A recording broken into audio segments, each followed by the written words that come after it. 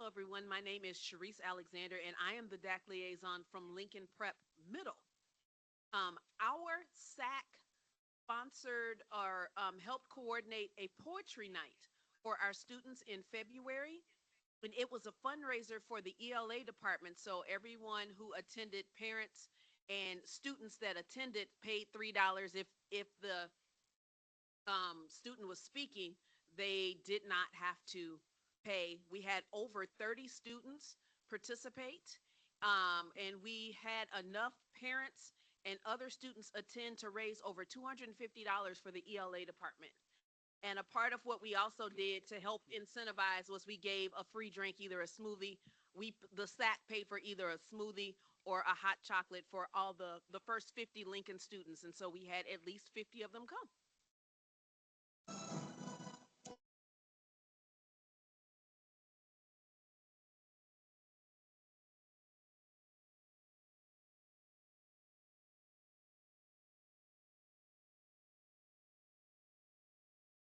You have any more testimonies today?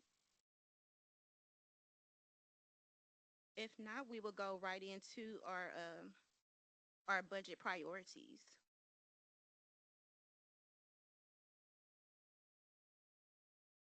Right? Yes. Right, so we will have Trisha McGee, and she will be.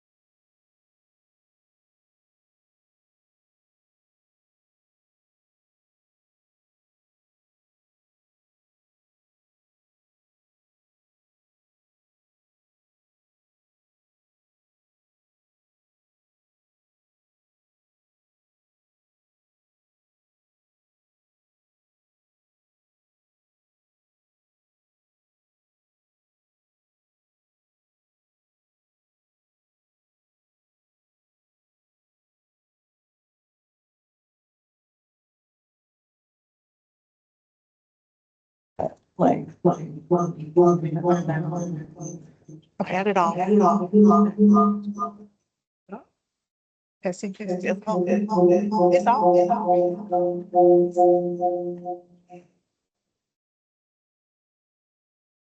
good. Nope. I don't want to hear my voice.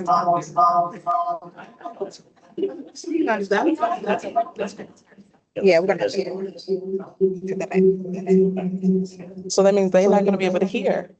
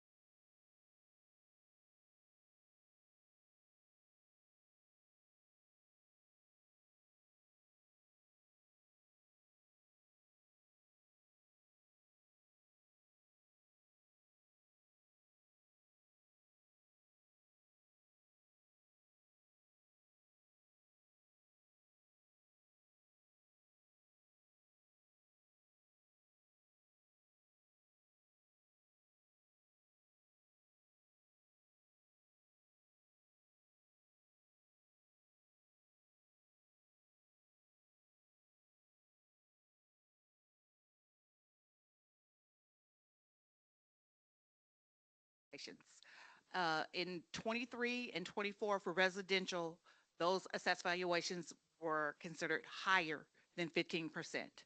So the state tax commission came out with a decision that it should not have gone higher than 15% for assessed valuation for home owners, residential. So they've gone back, Jackson County, and looked at FY 23 and 24 and capped it at 15%. For 23, that's a lost revenue of 25 million for public schools, Kansas City Public Schools. For 24, it's a lost revenue of 16.5. Then this year for commercial, they want to cap that also, even though the state tax commission has not done any kind of decision on commercial. Jackson County is still going to cap it at 15%, and that's $21.7 million. So over 3-year period, those 3 years, that's 63.4 million.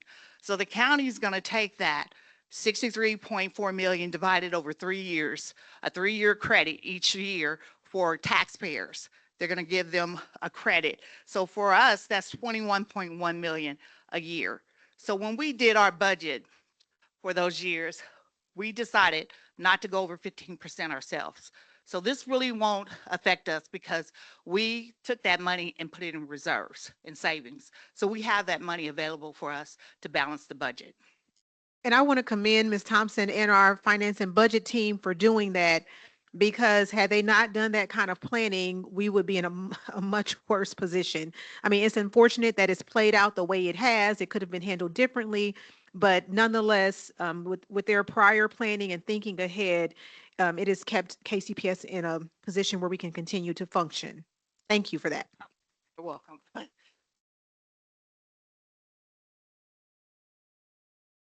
Okay, with all that consideration, what we have to look at daily, that's what we do. We make sure we stay on top of all legislation. Here, we're showing our projection for next year, our revenue. That, the amendment 1 is what was just approved, which I showed you the first slide, 401 million. We're projecting an increase to 408 million. So this year, we're showing in our general fund, because we have additional students, we're projecting another 9 million in revenue. Capital, another 1 million. Debt service, 1.3 to help us pay that debt down. But grants, we have a decline in our grants, and I'm going to go through that for you also, about 4.4 million. So that nets us out to additional $7 million for next year's budget, which is good compared to what we were last year. Federal grants, victims of crime, we're still waiting on that to come back from the federal government, that they will fund that 1 million. The same with More Aware. In the, oh, it's on the, in More Aware, 493,000, Afghan, 118,000. Adult education, they're not gonna fund that, 628,000. This is all federal. Migrant, 15,000. Title III English learners and Title III immigrants, for a total of 2.9 million from the federal government. The state, the governor's not going to fund adult literacy also for 240. That, I think he's following after the federal, since the federal government's not funding adult ed, the governor's going to follow after what the federal government is doing also. So in that federal grant, that's where we pay for the clinicians, the trauma-sensitive school clinicians out of that victims of crime grant and More Aware. So some of the things that we have under consideration here is that we're going to ask you for input tonight is those trauma-sensitive clinicians, the FACE, the college access specialists. We also had through UMKC, they were funding a grant for our math academy, which are, Dr. Collier's going to go through all that. The digital coaches, that's the Verizon that we have with Apple. That was a declining grant. So that total cost is about 4.3 million. So we have fixed costs where we are doing raises and benefits next year, about 9 million. We've decided that we are funding all ELL grant programs, the 854. So our total additional cost for next year is about 14.3 million. It's going off the screen here. So with that projected revenue of 9 million. Yes. I just want to make sure that the public understands that these grants that the federal government are choosing not to fund are required by federal law. All children, regardless of where they come from, regardless if they are an immigrant or a migrant or they're any of those categories that we saw, it's been proven by this. So they're taking the money away from, I mean, millions of dollars of not just the English language learners, immigrant students, and migrant students. Those are all required by federal law, much like special education is required by federal law. So if you have friends that live in Kansas right now, their state government hasn't fully funded special education, but the districts have to fund it. So then the districts have to like cancel music, cancel whatever. So they're forcing, the federal government is forcing districts across the country to then decide, I have to pay this $500,000 to teach English language learners. So I just want everyone to understand these are requirements by federal law. We must, and we are committed to teaching these students, of course, but then we have to make decisions about where to find that money in the budget. So I just want everyone to understand it's not optional, not even under federal law. So. And so you see, we have added back ELL because it's not optional. So we have that on here. Yes. And it was a commitment last year also that we would fund those ELL programs. So it's cut off here. I don't know why, but total estimated additional cost was the 14 million. We show the projected operating revenue of 9. So our variance is 5 million, 5.3 million. Now remember last year we were looking at over 20 million that we had to cut out of the budget. This year's 5. We feel with everybody's help, we're going to balance this budget. So some of our timelines here. We sent out we're starting to send out to all the departments and schools, all the budget sheets. They'll turn those in by March 20th, that Friday before spring break. We will go out. Yesterday, I did the Principal Advisory Committee. Today is DAC. On the 17th, we'll do the Student Advisory Committee. On the 19th of March is principal meeting at Manual. On the 30th of March, Teacher Advisory Committee, and then we'll have a community meeting at Passell on April 14th. Everybody's invited. Yes, just spread the word at Passell on April 14th at 6 p.m., 6 to 7:30 p.m. That's our community meeting. In April through May, we'll start working with our principals, HR, budget, and school leadership, going through those school profile sheets. That's the staffing for the schools. Then on May 6th, we'll have our budget workshop with the board, where we'll bring everything together for the board to see. May 27th will be our public hearing on the budget, and then June 10th, we'll ask the board to approve the budget. I'm going to turn it over to Dr. Collier. All right, so those budget considerations that we were just speaking of, the first is the trauma-sensitive school clinicians, and I think many of us know they're there in the schools helping students and even staff at times to deal with crisis intervention. They're addressing student social emotional needs. When a student is coming in upset or frustrated, these folks are in the building to help students regulate and be able to go back to class. And we have found that these positions are extremely valuable. I conduct student town halls in all of our high schools twice a year. And whenever we've gone out, we're hearing over and over again that our students are finding the trauma-sensitive clinicians and that support to be helpful. And what they ask is, can we have more of it? Is not enough. They're finding that clinicians are having a difficulty even reaching all of the kids because so many students are needing that support. So this is something we definitely are prioritizing. We're not wanting to move away from it. In fact, we're trying to look at ways to be able to increase the social emotional support we have in schools.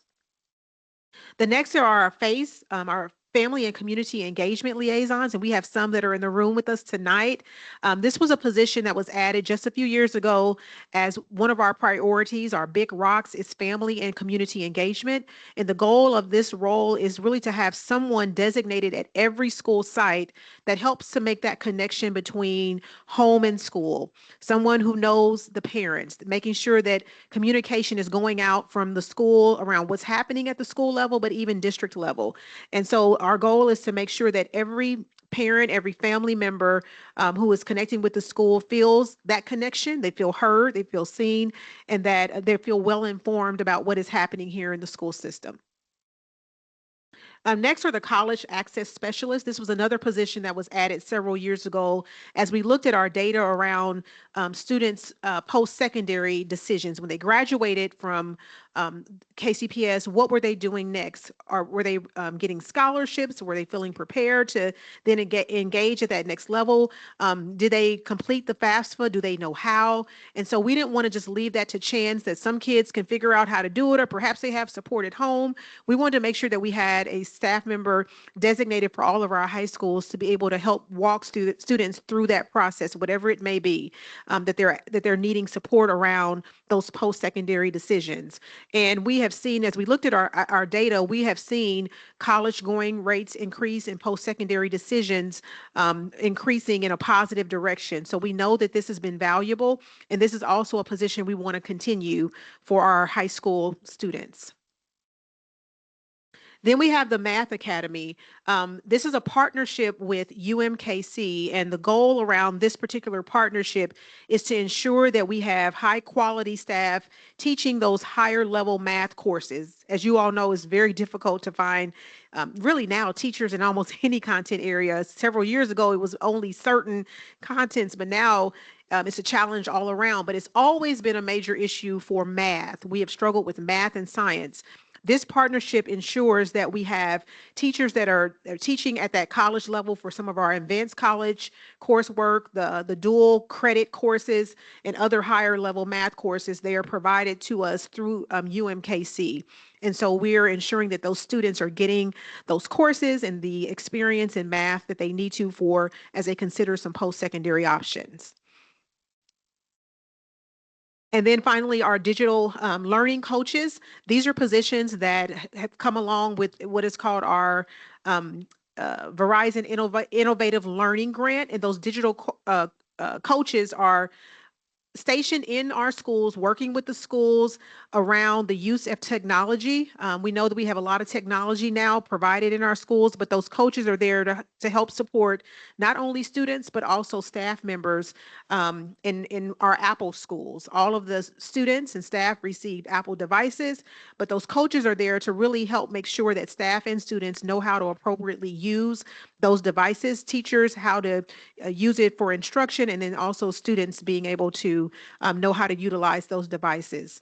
And so this is another position we're looking at, especially as that grant is coming to a close.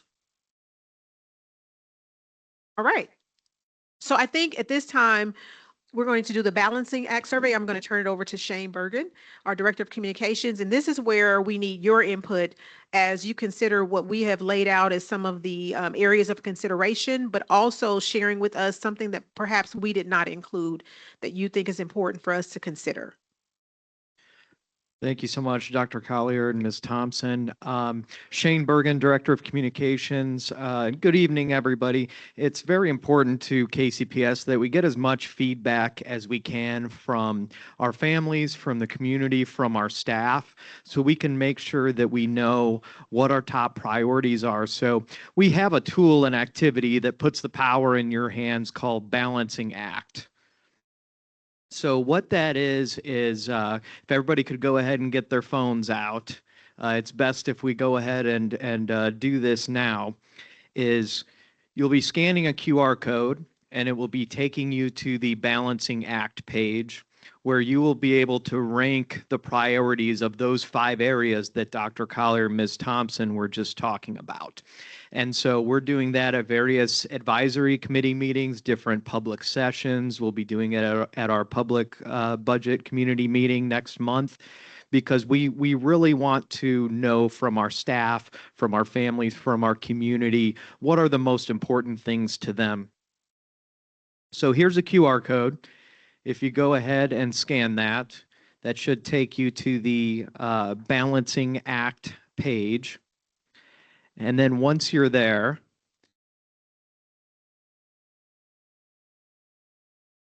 you may need to refresh it or redo it.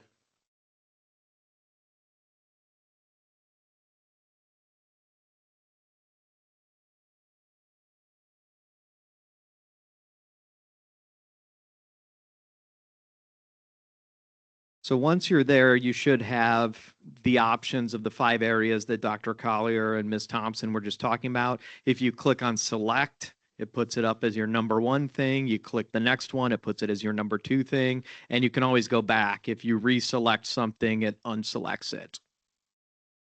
So your page should look something like this. So once you click it, it'll take it down here. 1, 2, 3, 4, 5. And if you have other, there's a spot for that as well. Go back to the QR code here.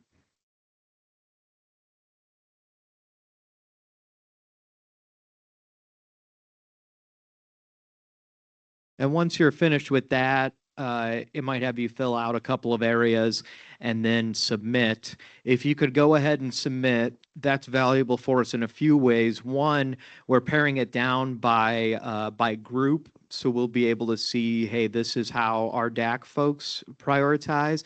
But we can also kind of put that in our larger pool and see kind of more holistically where our priorities lie.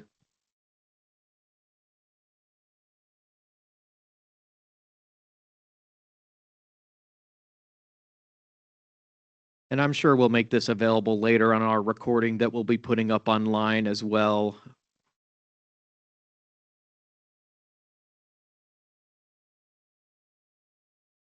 All right, once you hit submit, that's it. Thank you very much for your time. Appreciate you.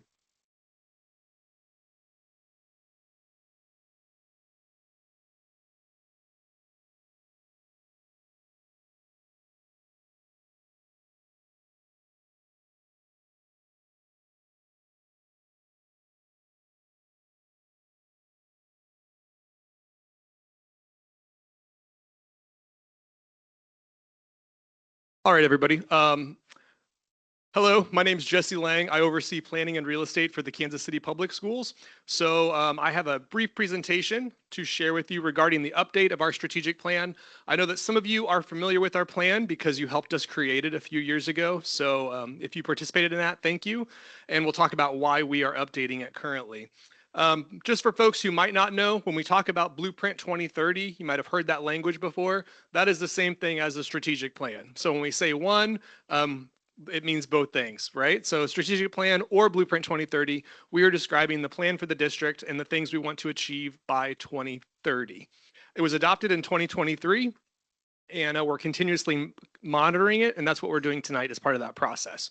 So there's 4 major components of our strategic plan, just to remind us what's involved in it. We have our mission statement, which is in there, our 4 commitments, our goals, and then our strategies. And we'll go through each one of these one by one.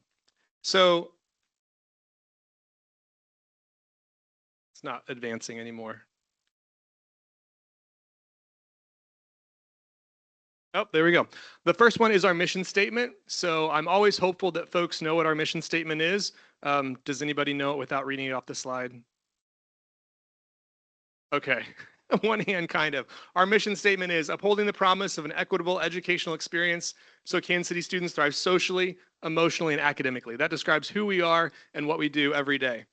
These are the 4 commitments. This is how we organize the work of adults within our district. The red is commitment 1. It's everything that happens in our classrooms. The blue is support. So it's how we support children and how folks can help support the district. Gray is about our people. And then the gold is how everything functions together. This graphic explains the entire plan in one infographic. So these are the 4 commitments and all of our goals kind of shown in one piece. When I talk to kids, they always describe it as a pie. When I see it, I see pizza because I'm not a sweets person, but whatever you want to call it, this is the entire plan that we have. The goals are organized around each of those commitments. You'll notice they're written as SMART goals, so they are specific, measurable, achievable, relevant, and time-bound. All of them say things like, by 2025, we're going to do this. By 2030, we're going to do that. With underneath each goal, we have strategies that support that goal. So if we say we want to do something by 2030, how are we going to do it? Then we list out all of the things that are going to help us to achieve that specific goal within our plan. So why do we have to update it? We just adopted it. Well, as you might remember, there are goals for 2025 and 2030, and we are in 2026. Yes. So we are already past one of the goal markers. We need to revise those goals for 2028. Also, in order for our plan to be effective, the most important thing you have to do is continue to look at it and make sure that's what you want to do. Otherwise, you could be doing the wrong thing for a few years. So it's really important that we make sure this is what we want. And then strategies have changed. You know, progress has been made. Some things are harder to measure than we thought. We need to pivot and make adjustments. So that's what we're able to do now. This is a minor update, though. So just to be clear, this is a minor update to a strategic plan. We just adopted the previous one. So that's why we're not throwing the baby out with the bathwater. The mission statement, that stays the same. The 4 commitments, that stays the same. No changes are proposed for that. For the goals and for the strategies, we have minor edits that are required. So there's a multicolored handout that you probably saw on the table. There were so many papers on that table, though. I don't fault you if you missed this one. I tried to make it different colors so it'd stand out. Those are reflective of the changes that are being proposed. So there's red line edits to things that are changing within the plan. And what we would like to do is get people's feedback on that.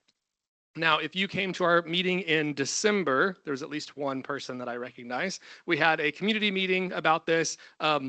Not great turnout, but that's how it goes when you hold community meetings between Thanksgiving and Christmas. Nobody wants to come out to a public meeting, which I totally get it.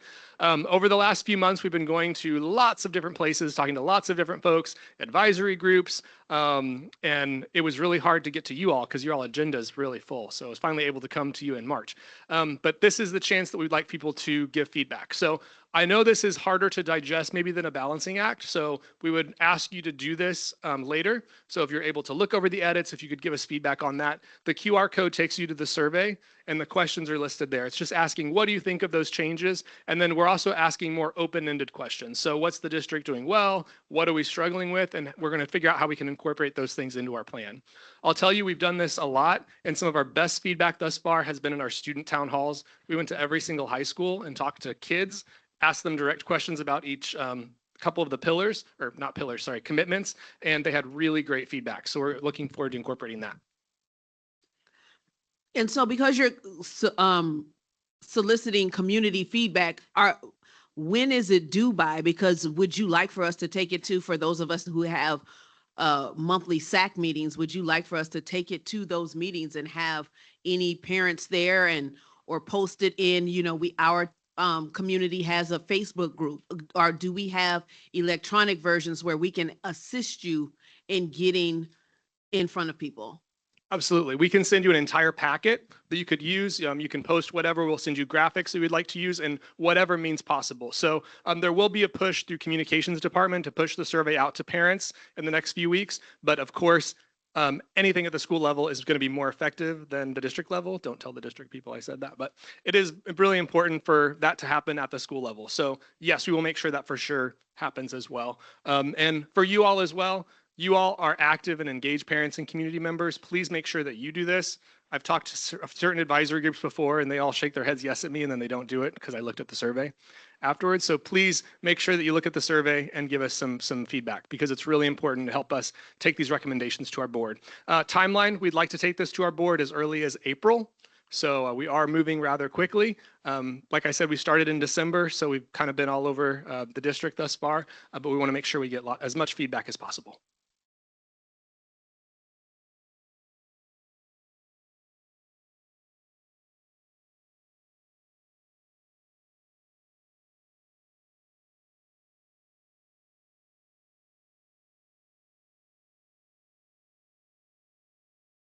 Okay, next we will have our AI policy update, and this will be from Joe Garrett.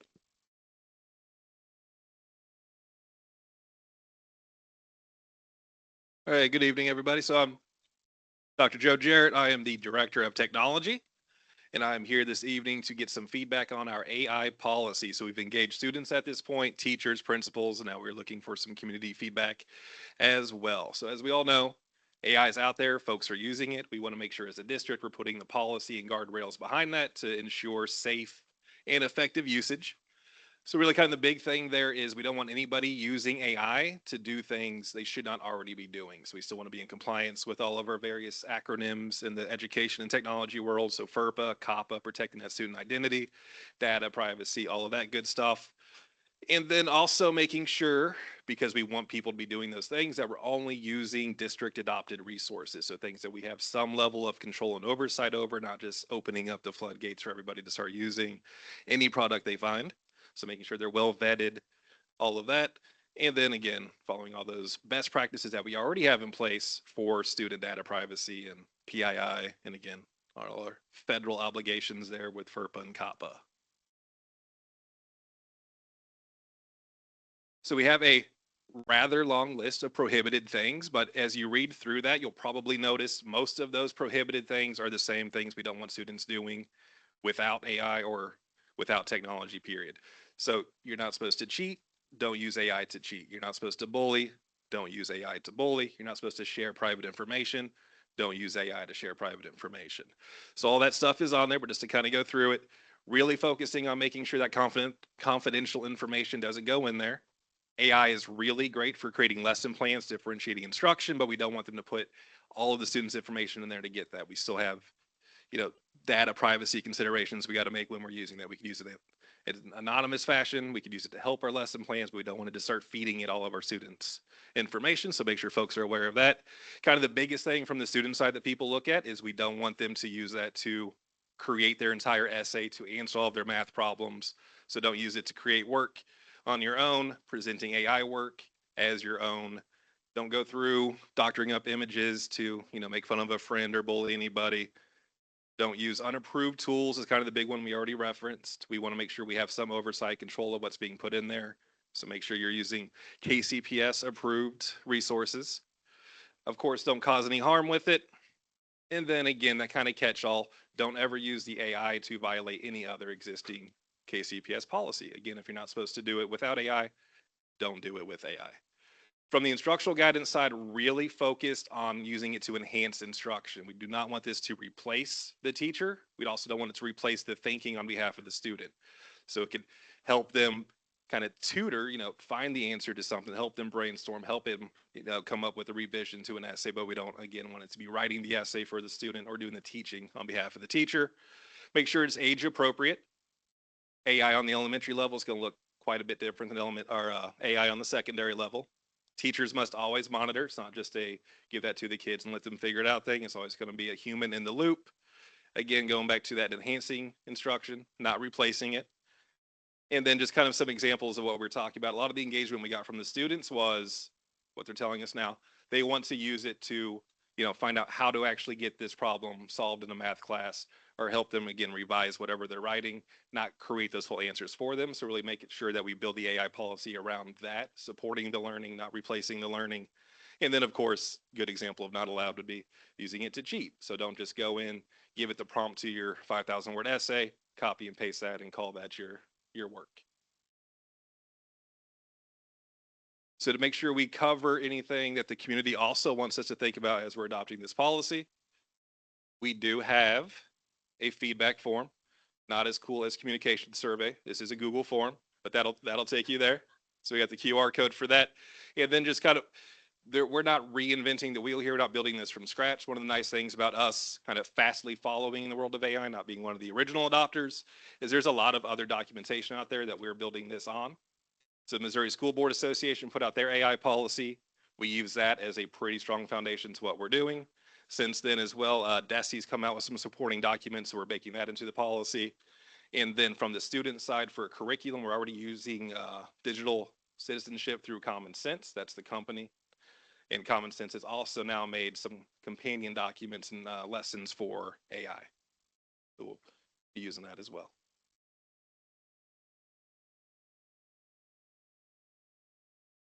Yes.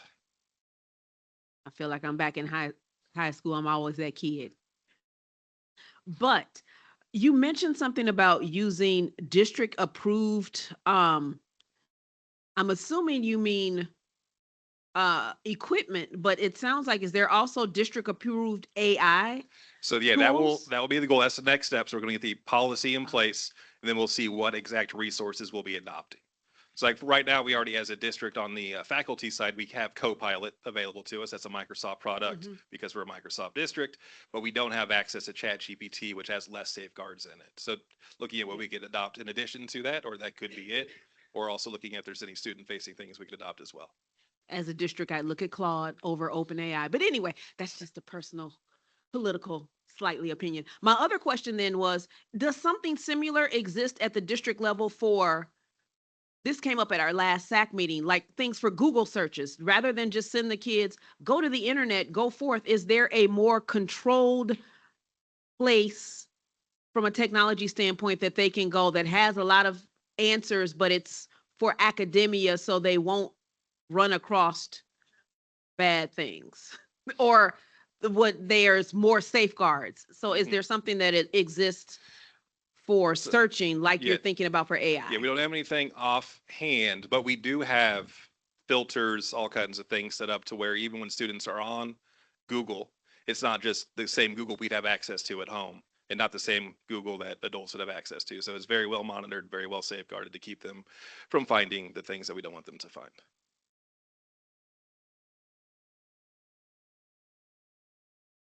Thank you for a nice presentation. I have just one question.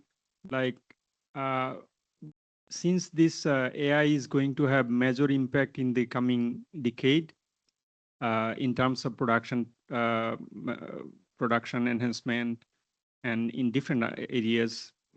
So at what level, what grade level we are including in the curriculum for enhancing the students' knowledge about AI, how to use AI for various purposes?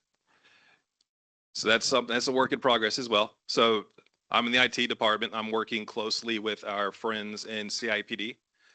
They'd be determining at what age level, students get certain things. We definitely want to make sure our secondary students are kind of the prime audience for this. We're going to make sure that they know how to use it. But then the other component too is not just using AI as a tool for you, but also the curriculum behind, like on more of a computer science side. How do you build AI chatbots and the kind of the learning that goes behind that? Is just more of like a programming thing. So that will also exist.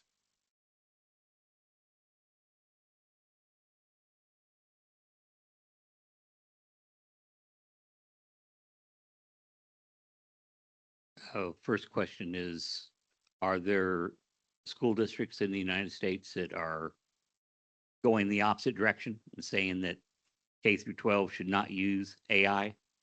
Their students should not use AI to learn. Yeah, I am not aware of anybody who has it just completely blocked at this point. There's usually some level of AI exposure. That's why the states are coming out. That's where Missouri School Board Association came out with their guidance. A lot of states are following suit. There's national guidance as well. I'm sure there's some that just said, yeah, no, we're not doing Yeah, this. I think it's a very dangerous, Yeah, it's a slippery slope. very dangerous place to go. It's bad enough for adults and everything that's being done. Yeah, that's why we would definitely want to make sure those safeguards are in place as well.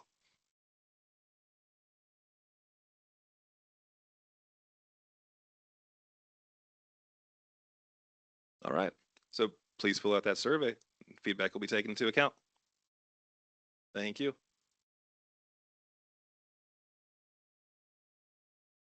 Yes. I have a question from online, but it was back to the budget.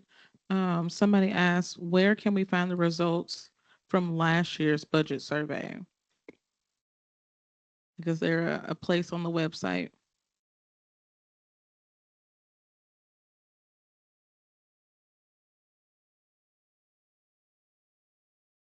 I believe that was made available in, pardon me, the weeks and months afterwards, after it had been compiled and evaluated.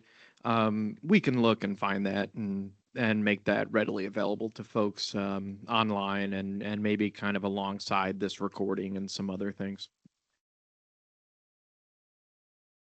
I was just going to ask, because I know that we're currently redoing the website. And so I'm not sure if what was out there was taken down, but if it has been, as we are bringing our new website up, we'll make sure that all that's included. But we can get that put on there so folks can see what the results were from last year. Because I know we did share it last year and it was posted to the website.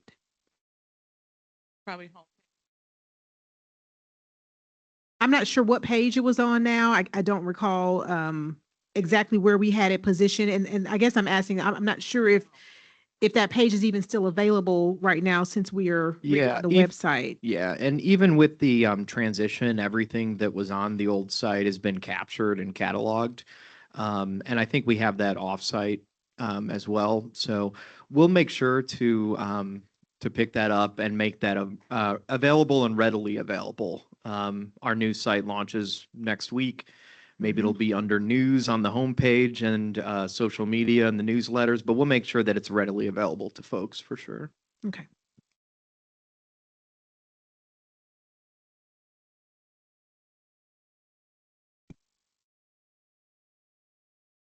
Okay, so what's going on right now? DAC is passing along a copy of our old bylaws, and then we do have our new updated bylaws.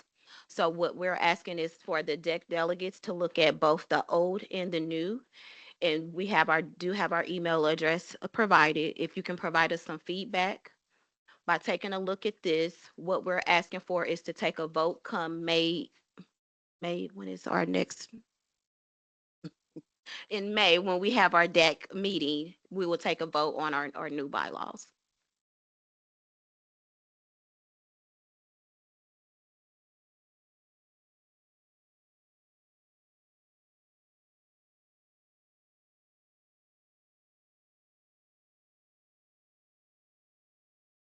And then right along with the copy of our bylaws, we are also passing out, DAC will be opening, we will start having our DEC delegate elections. And so we're asking you to look at the questions as well if you're wanting to become a DEC delegate. These are the questions that we will be asking for, and then we will want answers to. And then that session will come available sometime in April for you to apply to be a DEC delegate. The DEC, sorry, not a delegate, but an actual officer, the exec officer.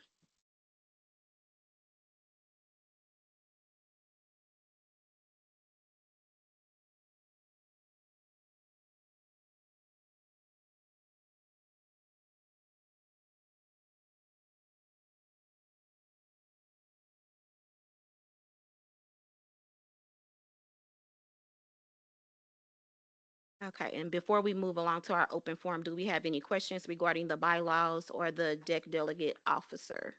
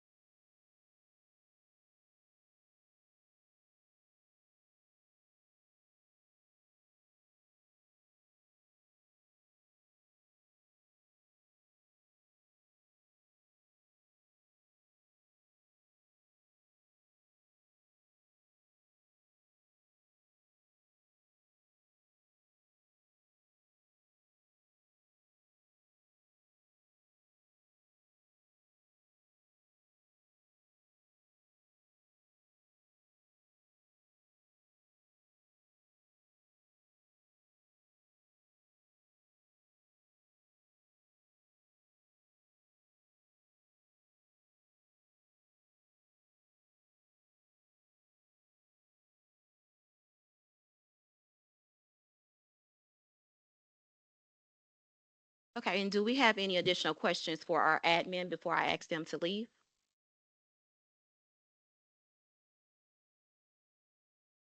I'm not kicking, you can stay. I do have a question. I'm sorry. I do have a question from online. I don't know who it's for yet. Okay, we have a couple of questions online before admin leaves. Okay, sorry. It says, someone mentioned about adding math intervention teachers. What about more reading intervention teachers? And for high school students, it shouldn't just be for freshmen.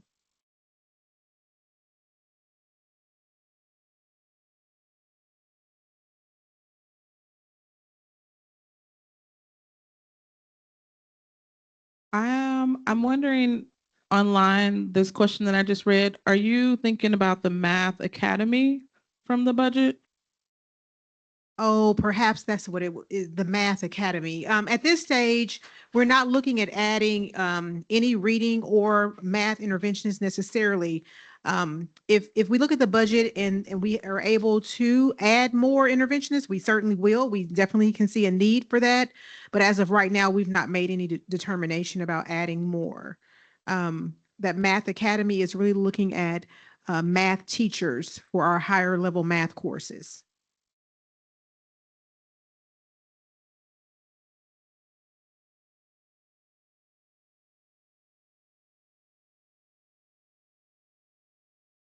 JC, can you talk into the mic? Another thing, comment, wasn't really a question, was wanting to see the surveys from more, or sorry, the results from more surveys. They can't seem to find them like typically, so making them more readily available. Okay, we can do that. Yes, okay, we have another question. Well, this is related. I wonder if all the QR codes, which are great, you guys do a great job of getting the QR codes and the surveys in front of people. I wonder if there's a central place on the KCPS site that they could be collected and maybe on the front splash page, like here are some surveys. Yes, we can do that. Have a collection. Shane, I don't know if you heard that. Admin, y'all supposed to be listening so you can hear what hear what people are asking for. Y'all getting that food, getting out the door. Okay. I think that's a great idea, like a place where folks can go and see what all the QR codes are, like what surveys are, and tell me if I'm saying this correctly. What surveys are out there, and they can go to one site and locate what surveys are there and the QR codes are there available. But then also the follow-ups, the other part was the results for those surveys, because we do have a lot of surveys. We recognize that. A part of the reason why we do that is because we are required by board policy to do extensive engagement, probably more than most school districts, but that is part of one of the policies here. So we typically ask our families and our communities about just about everything that we do. We try to, at least. So what we can do is make sure we also have a place for the responses to those surveys, just for transparency's sake, so people can see this is what our community said or answered around these particular questions. We can do both of those. And I think it's a great opportunity, especially with the new website coming up. All right, thank you.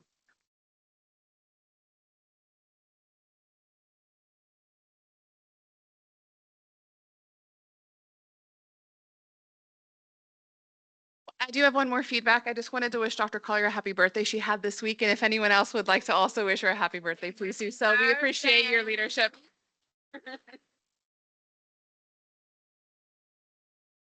Thank you.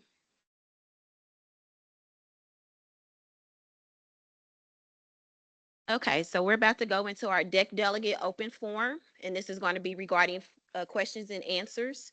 And so I would like your feedback.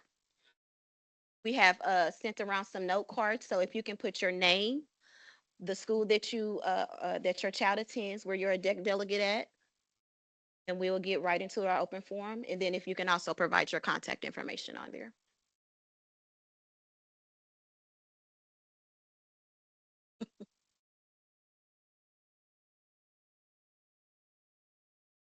Mhm.